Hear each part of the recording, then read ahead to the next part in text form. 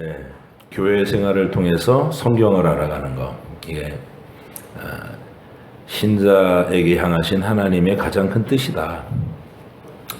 아브라함을 갈대아 우르에서 불러내신 이유도 편안한 생활 속에서 아버지한테 기대가지고 걱정 없이 살았던 그것을 박탈하심으로써 하나님을 찾지 않고는 살 수 없는 환경을 주셨다. 이렇게 말씀드렸죠.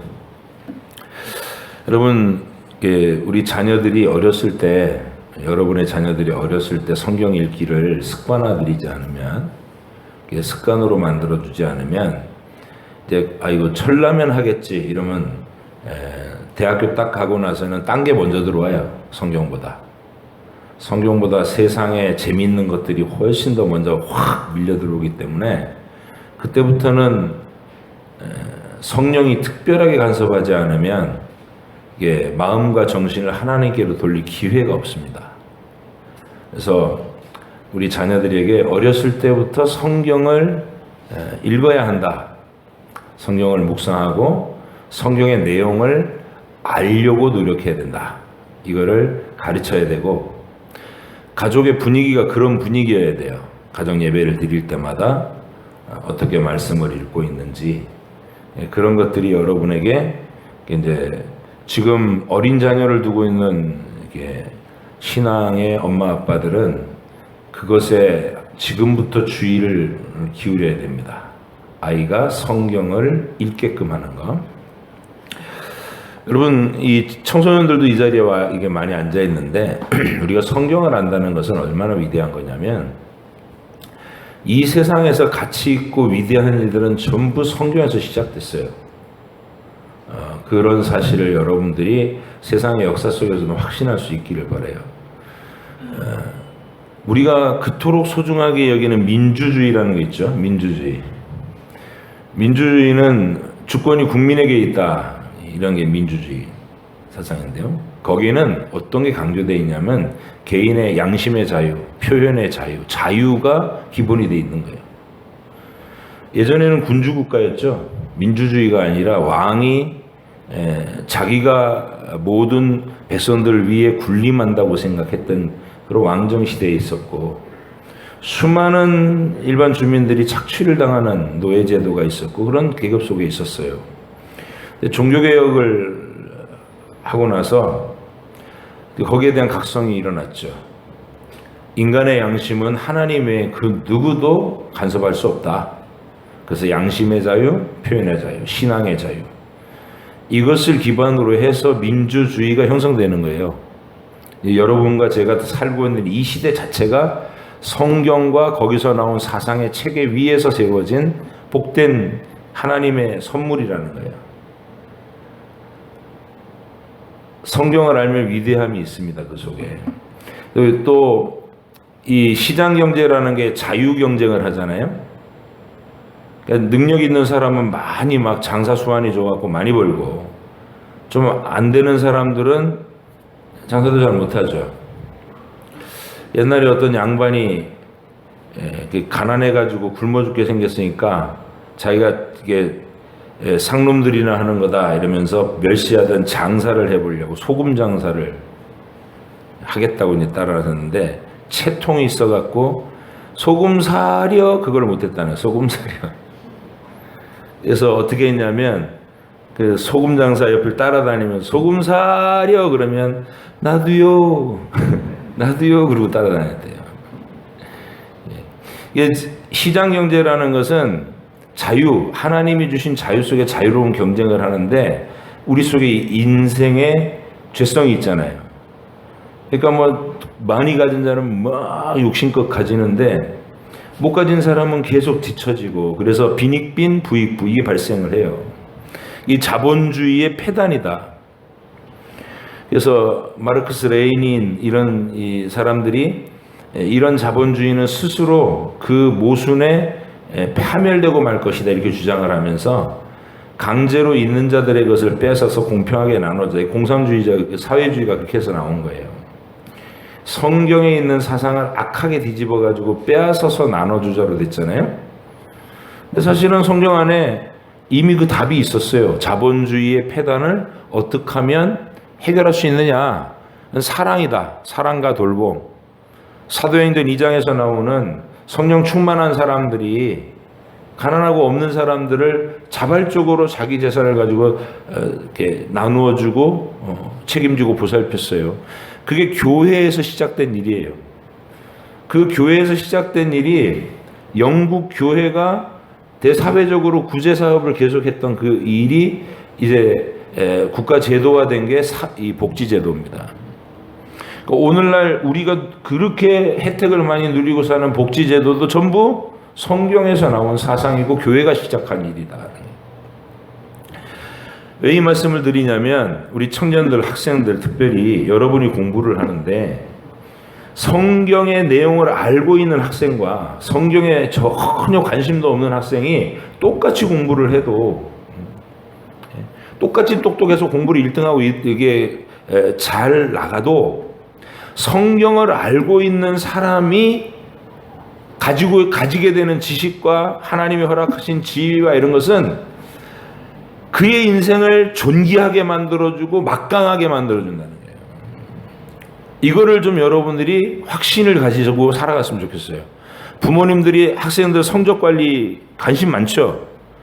근데 성적만 좋으면 안 돼요. 성적이 좋으면서 아이가 성경을 읽으려고 해야 된다고. 성경을 알려고 하고 내 아이가 성경에 대해서 그리고 하나님에 대해서 관심과 지식이 있나. 이거는 하늘과 땅의 차이를 만들어내는 거예요. 성경을 알려고 하지 않는 내 자녀가 공부는 잘해? 그래 뭐 네가 공부 잘하니까 됐다. 이러고 지나치시면 머리 똑똑한 자기 교만한 사람이 되는 거예요. 그래서 여러분이 어려서부터 성경을 알아가는 거 거기에 대한 큰 확신을 가졌으면 좋겠어요. 그래서 엄마와 아빠가 일단은 이게 서부중앙교회가 그런 교회라는 것에 좀 감사하실 수 있어야 돼요. 말씀을 알려고 하고 말씀을 충실하게 가르치려고 한다. 그리고 우리가 매일 성경을 읽고 묵상하는 그 삶에 도전하는 사람이 지금 50명을 바라보고 있다. 하루에 같은 시간대는 아니더라도 꼭 성경을 읽고 함께 같은 말씀을 듣고 묵상하고 하는 것을 실천하는 사람이 적어도 매일매일 50명은 계속 그 생활에 이게 동행하고 있다는 거. 그래서 누군가 새로운 사람이 그런 생활을 결심을 해주는 일이 계속 발생해야 돼요. 구역에서 이건 미리 이제 구역장 강사님들이 새로운 사람들이 오면 구역으로 이렇게 자기가 이끌잖아요. 그럼 구역에서 제일 먼저 소개시켜줘야 될 게 우리 교회의 이 기조를 여러분도 귀중하게 여겨야 되는 거예요. 새로운 사람들한테 우리 교회는 이런 교회고 이런 일에 힘쓰는 교회입니다. 새벽에 말씀을 읽고 묵상하는 생활이 개인의 기본적인 경건 생활입니다. 참여하시죠. 이게 도전도 해주고. 그리고 지금도 이렇게 그런 소식을 들어요. 몇 사람이서 나 새벽에 일어나려고 노력하고 있다. 습관이 안 돼가고 많이 실패를 하지만 그런 시도를 한다는 이야기가 들리면 감사한 거예요. 기대감이 생기고. 또 한 사람이 이 위대한 대열에 참여하는구나. 여러분, 우리 학생들도 그래서 어려서부터 성경을 읽고 이해하려고 하는 노력 속에 살아주길 바라고요. 그냥 장소 채우는 거 말고 진짜로 말씀을 읽을 때 내용을 이해하고 읽는 거에 목표를 두시기 바랍니다. 저는 나 한번 성경은 다 읽었어요. 창세기부터 요한계시록까지 뗐어요. 그런 거 없어요. 기독교 신자가 성경을 뗐다 그런 건 없다고. 성경은 죽을 때까지 읽는 거예요. 매일 하나님의 얼굴을 뵙듯이 일용할 양식을 먹듯이 여러분 아침 점심 저녁 어저께 먹었다고 거르지 않는 것처럼 매일 죽을 때까지 우리는 성경 속에서 하나님을 대면하는 거예요. 그래서 오늘도 그런 마음으로 예배에 참여하셔라. 오후 예배에 우리 청년들은 이제 따르게 시간 가지고 우리 어린 자녀들이 이 자리에 참여하는데 서부중앙교회 예배에 참여한다는 건 그런 거구나. 말씀과 그 속에 있는 원리들을 배워나가는 복된 시간이구나 하는 자부심도 있고 자부심만이 아니라 실질적인 지식도 얻으시고 그랬으면 좋겠습니다. 자, 오늘 살인에 대한 이 명령, 살인하지 말지니라 라고 이게 금지되어 있는 10계명 중에 제 6계명을 우리가 살피고 있어요. 살인하지 말지니라. 근데 그 살인하지 말지니라는 계명을 들으면서 갑자기 우리가 소가 남자나 여자나 누군가를 받아서 죽이면 소가 이렇게 뿔로 받아갖고 사람을 죽였어요. 그러면 이제 그 소로 죽이라는 거예요. 일단은 사람을 죽인 소는 살려둘 수 없다는 거죠. 우리도 개가 사람을 물어서 만약 사람을 죽게 하면 알라싸 시키잖아요. 그런 거하고 비슷한 거예요. 현대적인 거예요, 이게. 이게 소가 사람을 받아서 죽이면 소를 죽이라고. 그런데 그 소가, 자기 소가 사람을 받는 버릇이 있다는 거를 주인이 알아요. 이웃에서 몇 번이나 경고를 했어요. 당신 소 지금 굉장히 위험한 소니까 밖으로 데리고 다닐 때는 특별히 안전장치를 잘해서 위험하지 않게 해라. 경고를 받았음에도 주인이 이 소를 단속하지 않고 줄을 풀어놓고 콧뚜레를 빼고 그래갖고 막 미쳐 날뛰다가 사람을 받아 죽었다. 그러면 소만 죽는 게 아니라 주인도 죽이라고 그러는 거예요. 주인도 살인죄로 사형. 이걸 얘기하는 겁니다. 그래서 하나님이 이 살인하지 말지니라는 계명을 어디까지 어떻게 적용시키고 있나, 우리가 지금 그걸 배우는 겁니다. 그래서 우리의 선배들이 이 살인하지 말지니라, 하나님의 계명은 한 줄이에요. 살인하지 말지니라. 그러면 이 계명을 나는 사람 칼로 안 찔러 죽였으니까 지킨 거다, 이렇게 생각하지 못하도록 상세하게 설명을 보태준 내용을 우리가 만나고 있어요. 지금 이 시간은 그걸 설명받는 시간이란 말이에요. 소요리 문답 68번과 소요리 문답 69번이 문답 형태로 우리들에게 살인하지 말지니라를 설명하고 있어요. 한번 다시 한번 저랑 문답을 해봅니다. 1번이라고 써있는 분. 제6계명 살인하지 말지니라에서 요구하는 것은 무엇입니까? 시작.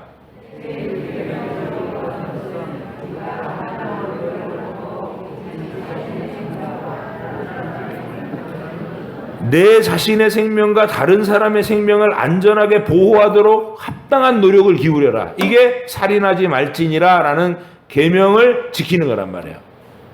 에이, 죽거나 말거나 뭐 지복이지 이러면서 방치하면 안 된다는 거야. 적극적으로 내 생명과 다른 사람들의 생명을 안전하게 보호해 주기 위해서 노력하고 조치를 하는 거. 이게 살인하지 말지니라는 계명을 적극적인 의미다. 우리 선배들이 가르쳐 주는 거예요. 69번. 소요리 문답 69번 제2번. 제6계명에서 금하고 있는 것은 무엇입니까? 시작.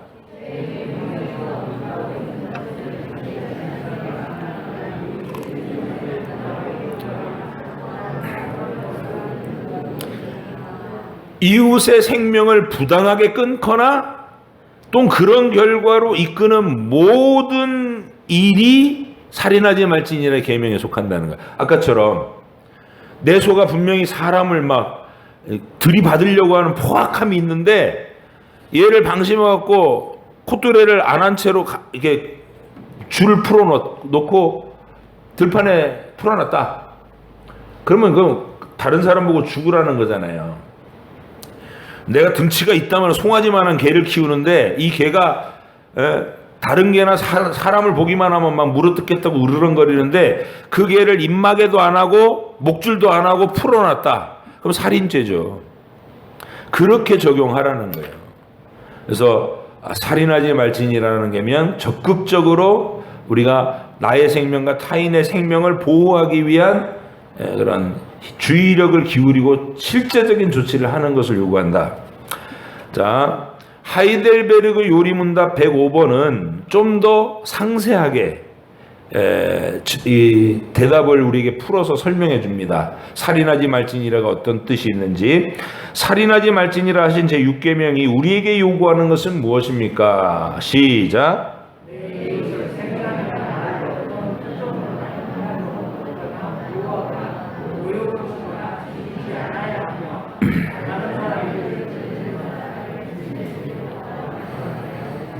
또한 나는 복수하려는 정욕으로부터도 완전히 해방되어야 하며 자살하거나 경솔하게 행동하여 스스로 고의적인 위험에 빠뜨려서도 안 됩니다.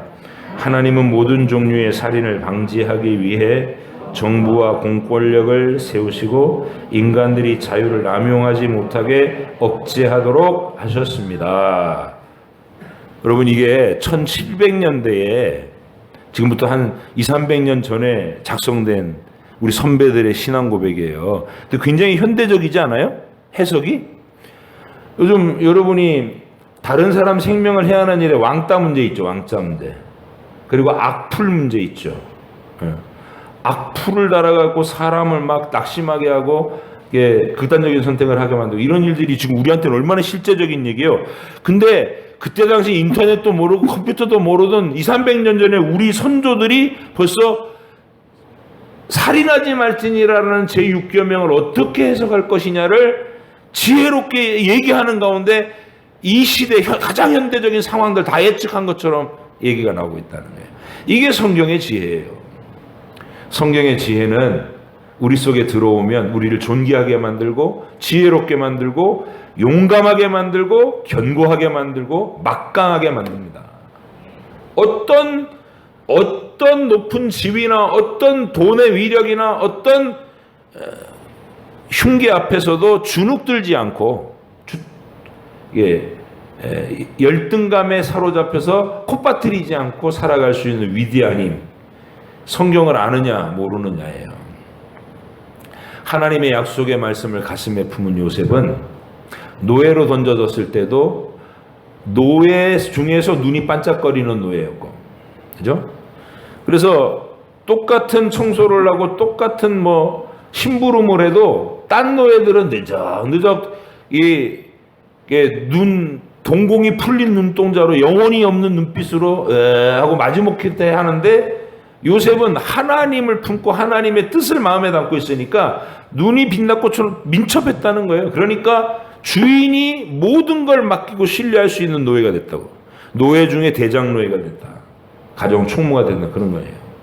뭘 해도 뛰어나게 만드는 건 말씀입니다. 그리고 감옥 속에다 집어넣어놨더니 감옥에서 창살 붙들고 절망하는 게 아니라 깊은 기도를 해요. 나갈 소망이 없으면 어디만 바라볼 수 있어요? 하늘만 바라볼 수 있는 거. 하나님만 유일한 소망이 되니까 기도로 깊어졌어요. 그러니까 다른 사람의 아픔을 공감할 줄 알고 다른 사람의 인생을 카운슬링할 수 있게 됐어요. 왕의 고관들이 온갖 죄를 짓거나 억울한 누명을 쓰고 거기 그 감옥에 들어왔는데 왕을 상대로 하던 신하들의 카운슬러가 되셨어요. 요셉이 오은영 박사처럼 상담을 해줬단 말이에요. 이게 얼마나 위대한 일이에요. 요셉이 높은 사람이 되기 전에, 학벌이 높아지기 전에, 어떤 사회적인 성공도 하기 전에 일어났던 일이 그거예요. 요셉의 마음속에 하나님 말씀과 하나님의 비전이 새겨지니까 뭘 해도 똘똘하고 뭘 해도 막강하게 할 수 있었다. 저는 서부중앙교회 우리 사랑하는 교우 여러분들이 제 자신도 그랬고 어떤 자랑하고 내세울 만한 그런 학벌이나 가문이나 스펙이나 이런 게 없어요. 없이 살았던 분들이 많아요. 어떤 면에서는 컴플렉스가 있고 열등감이 있을 수 있는 그런 인생이 있는데, 제가 적어도 제 인생을 살아오면서 제가 확신할 수 있는 건 뭐냐면, 말씀을 능통하게 알면 어떤 상황에도 주눅들지 않는 삶을 살 수 있다는 거예요. 아무리 뛰어나고 위대한 사람 앞에서도 그 사람은 성경을 모르고 나는 성경을 안다. 내가 얘기해 줄 게 훨씬 많아요. 그 사람이 나한테 얘기해 줄 것보다 내가 성경을 알고 상대방은 굉장히 다른 일에 뛰어나다. 그래도 내가 그 사람한테 얘기해 줄 게 많다. 그게 성경을 아는 사람들의 막강함이고 존귀함이고 당당함이에요. 여러분이 열등감들을 극복해내는 모습을 좀 보고 싶어요. 말씀이 여러분 속에 들어차서 말씀을 사랑하고 확신에 사로잡히게 되면 내가 흔히들 얘기하는 그 가방끈이 짧아서 이런 것 때문에 주눅들이고 콧바트리지 않는단 말이에요. 당당할 수 있는 힘이 생겨요. 정말 학교 근처를 안 가본 할머니들도 말씀 열심히 읽고 그 성경 읽으면서 한글 깨치고 그러면 말을 아주 핵심적이고 지혜로운 말을 합니다. 하나님의 말씀을 하니까 하나님의 지혜를 갖고 말해요. 존경받을 수 있는 사람이 되는 것. 그 속에 저와 여러분의 비결이 있어야 될 줄로 믿습니다. 살인하지 말지니라는 그냥 만만한 얘기가 아니고 여기 하이델베르그 105번이 얘기하는 것처럼 모든 종류의 사람을 생명을 잃을 만큼 낙심하게 만들거나 그렇게 고통에 빠뜨리거나 존엄성을 잃게 만드는 모든 말과 생각과 말과 행위를 금하는 것입니다. 그리고 상대방의 생명을 보호하기 위해서 적극적인 조치를 하는 것입니다. 하고 가르치는 것이 이 제6계명의 이해단 말이죠. 세상의 어떤 강연에서도 이런 건 안 가르쳐요. 근데 성경 말씀에 어떤 말씀이 있냐면 여기 소가 받는 버릇을 있는 걸 알면서도 안전조치 안 하고 데리고 나가면 주인도 죽는다. 여러분 이 원리가 딱 느껴지죠? 이게 성경에 있는 거예요. 그러면 이제 오늘날 적용하면 맹견들 그렇게 하고 다니는 사고 나는 일 많은 거 보시죠? 그런 사람들에 대해서 성경이 어떻게 얘기하고 있는가? 이 인간의 생명의 존엄성에 대해서 어떻게 하나님이 접근하고 있는가를 명확하게 얘기해 줄 수 있어요. 성경에 있는 원리는 이렇다. 책임을 다해야 된다. 맹견을 기르는 사람은 타인의 생명을 보존하기 위해서 생명을 다해야 된다. 여러분 하나님이 성경에다가 어떤 얘기까지 써놓으셨냐면 신명기 22장 8절 한번 읽어보세요. 신명기 22장 8절.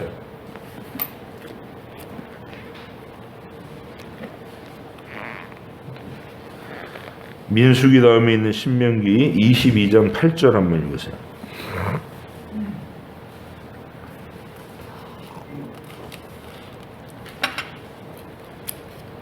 시작.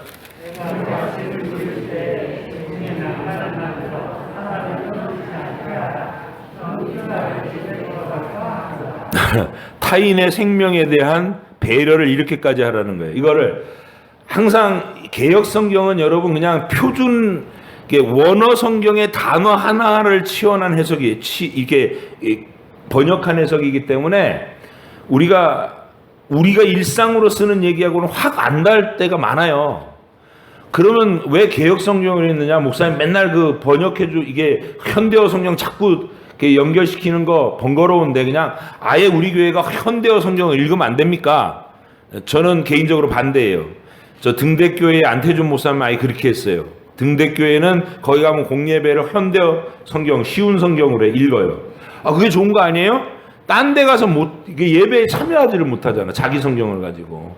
우리는 이 한국 교회에 있는 제일 소중한 유산이 공동된 성경을 쓴다는 거예요. 교회마다 딴 성경을 쓰는 게 아니라 한국 교회 그러면 공통된 이 개역 개정 성경을 쓴다고요. 이게 굉장히 중요한 유산이라서 이거를 뜻이 안 통하는 부분이 많지만 쉬운 번역을 참고해서 읽어가면서도 계속 개역 성경은 본문은 우리가 숙달해야 된다. 저의 마음을 잘 이해했으면 좋겠고, 자, 이 내용을 쉬운 성경을 읽으면 이래요. 여러분이 집을 지을 때 옥상에 난간을 만들어서 떨어져 죽는 사람이 없게 하시오. 그렇지 않으면 여러분이 살인죄를 면한치 못할 것이오. 안전조치, 미이행. 그래서 사람이 죽었다. 그러면 이거 옥상이 높은데 떨어지면 사람이 죽을 거 알면서도 난간을 안전장치를 안 했다. 그러면 사람이 떨어져 죽는 사고가 발생했을 때 그 주인에게 무슨 죄를 적용시키겠다고요? 살인죄를 적용시키겠다는 거예요. 오늘 기업윤리들 우리가 생각해요. 뉴스에서 이런 뉴스가 나오죠. 얼마 전에도 일어난 사고죠. 막 사회초년생 아르바이트를 했는데 이 생산 그 라인에 들어가서 아주 위험한 일을 그 아이한테 시킨 거예요. 기계에 말려갖고 애가 숨을 거둬요.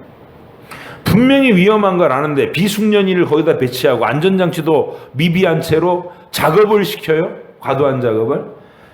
그 고용주나 그 일을 이렇게 책임져야 될 담당 라인은 뭘 적용시켜야 된다는 거예요? 살인죄를 적용시켜야 된다는 거예요. 하나님의 원리가 그럽니다. 다른 사람의 생명을 잃게 하면 살인죄를 적용시킨다.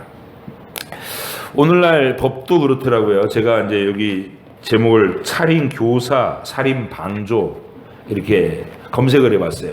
살인 교사라는 건 자기가 직접 죽이진 않는데 딴 사람 보고 누굴 죽여라 이렇게 교사한 거야.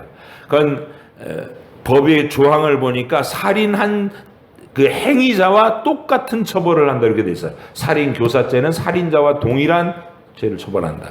근데 살인 방조, 그러니까 오늘 우리가 읽은 내용들이 살인 방조죠.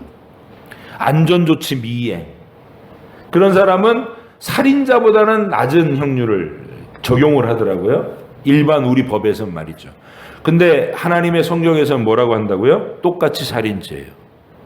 그만큼 사람의 생명을 무겁고 중요하게 여긴다. 그걸 성경에서 원리로 배울 수 있다. 그래서 우리는 어디까지 하지 말아야 되냐면 이 살인하지 말지니라를 가장 경건한 믿음으로 기도 많이 한 우리 선배님들이 적용을 시키는 건 왕따 시키고 악성 댓글 다는 것도 살인죄에 해당한다는 거예요. 아멘. 실제로 그래요, 안 그래요? 악성 댓글로 사람이 죽는 일을 우리가 봤잖아요. 옛날에 몰랐을 거예요. 설마 나쁜 소리 한번 들었다고 사람이 죽어? 사람이 죽어요, 지금. 많은 사람이 죽어. 그래서 살인하지 말지니라는 계명을 이렇게 폭넓게 깊이 적용해야 되는 게 맞구나. 우리 주님은 뭐라고 적용까지 해요? 살인죄에 대해서. 옛사람에게 말한 바 살인하지 말지니라는 계명을 들었거니와 나는 너희에게 말하노니 형제를 미워하는 자마다 이미 살인하였느니라. 이렇게. 미워하는 것에서부터 살인하지 말지니라 이 육계명을 이미 범한 것이다. 살인자다 이 말이에요. 살인자다. 그래서 우리는 이런 원리를 가지고 성경의 원리를 쭉 듣고서 하나님의 계명을 내가 온전히 지킬 수 있다는 건 불가능하구나. 이것도 알아야 되고 그래서 예수님이 미움을 품는 우리, 다른 사람을 끊임없이 욕하고 비방하고 깎아내리기를 잘하는 우리, 그게 전부 살인죄에 해당하는 건데 그런 우리가 예수님의 용서가 필요하다. 보혈의 공로가 필요하다. 이걸 절실하게 요청하라는 거예요. 그리고 그 용서를 받았으면 용서받은 나로서 다른 사람을 미워하지 않고 용서하고 사랑하려고 하는 끊임없는 노력으로 살게 되는 거.